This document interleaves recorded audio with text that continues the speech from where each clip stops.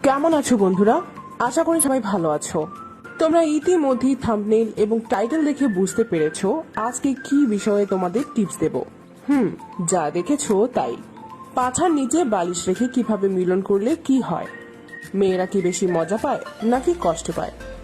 আর যাদের লিঙ্গ ছোট তারা এই ভিডিও মিস করবেন না। তবে ভিডিওটি শুরু করার আগে একটি কথা, তোমাদের মধ্যে যারা এখনো বিয়ে করনি বা এখনো বিয়ের বয়স হয়নি তারা এই ভিডিওটি দেখো না। আর যারা অলরেডি বিয়ে করে ফেলেছ বা বিয়ে করার চিন্তা করছেন তারা ভিডিওটি না টেনে পুরো ভিডিওটি দেখুন, আপনার কোটি টাকার উপকার হবে। তো আর কথা না বলে ভিডিও শুরু করা যাক। আমরা যৌবনে অনেকেই মিলন করে থাকি, কিন্তু কিভাবে মিলন করলে আপনি বা আপনার স্ত্রী মজা পাবে সে বিষয়ে কোনো খেয়ালই করি না। আর বিশেষ করে বাঙালিদের একটা পজিশন তো আছেই, মেয়ে চিত হয়ে শুয়ে থাকবে আর ছেলে উপর থেকে লিঙ্গ সঞ্চালন করবে। এই এক স্টাইলই চলে আসছে জনম জনম ধরে। ভাইরে, এক তরকারি যেমন প্রত্যেকদিন ভালো লাগে না, তেমনি এক স্টাইলে মিলনের ফলে আপনার সঙ্গী তেমন কোনো মজাও পায় না, হয়তো মুখ বুজে সহ্য করে। সংসারটা আপনার কাছে, সংসারটা আপনার করছে।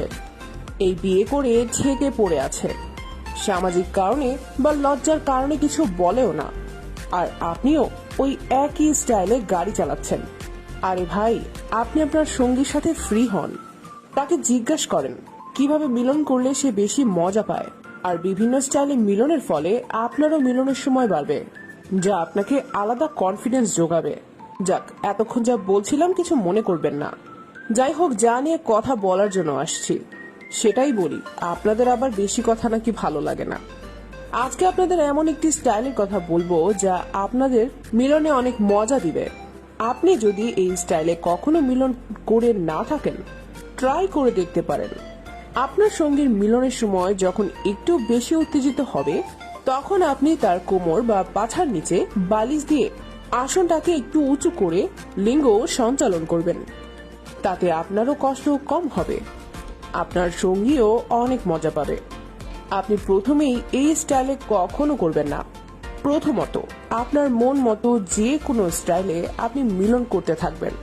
যখন ধীরে ধীরে আপনারও বীর্য আউট হওয়ার সম্ভাবনা হবে এবং আপনার স্ত্রীও অতিমাত্রায় উত্তেজিত থাকবে, ঠিক তখনই আপনি পাছার নিচে বালিশ দিয়ে মিলন করবেন। আর তাতে সবচেয়ে বড় যে উপকারটা হবে ওই দম্পতিদের, যে দম্পতিরা বাচ্চা নেওয়ার চিন্তা করছেন।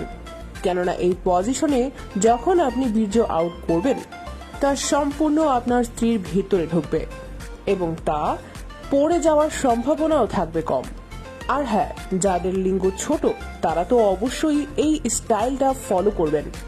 আর এই আসনে ছোট লিঙ্গের পুরুষেরা বউকে সম্পূর্ণ মজা দিতে পারবেন। আজকের ভিডিওটি আপনার কেমন লাগলো কমেন্ট করতে ভুলবেন না। আজকের মতো বাই।